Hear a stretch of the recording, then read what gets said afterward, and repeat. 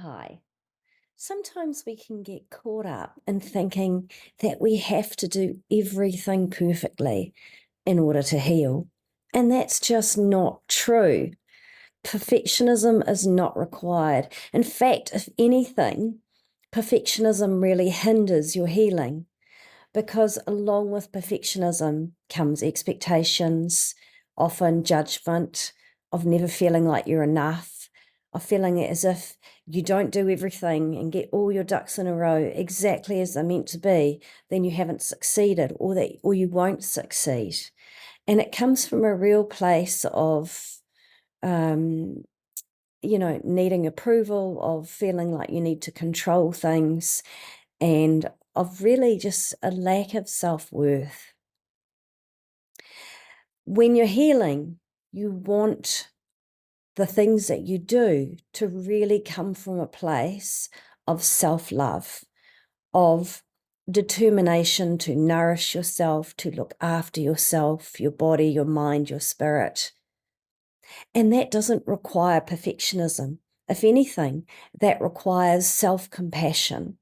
So when you don't do something, embracing that part of you that couldn't manage to do that today and really responding to them with compassion, with love, with gentleness, and with kindness.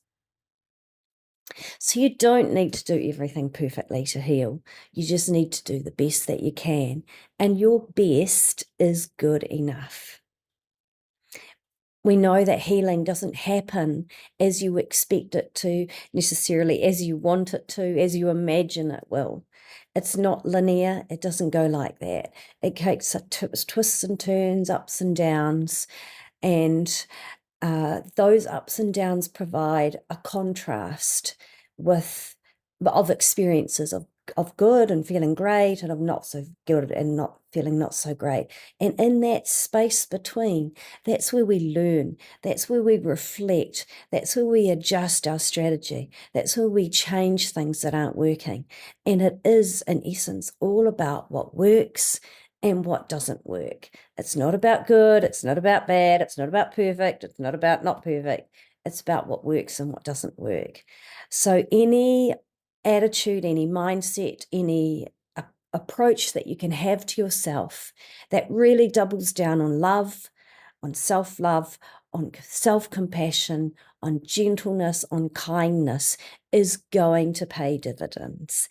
It is going to help, because when you treat yourself like that, it really calms and soothes your nervous system. And that is one of the primary things that we do need to do in order to support our own healing. I hope this has been useful for you. There's lots of other blog posts on different things on my website and bits and bobs on Instagram, and I'll put those details below. Take good care.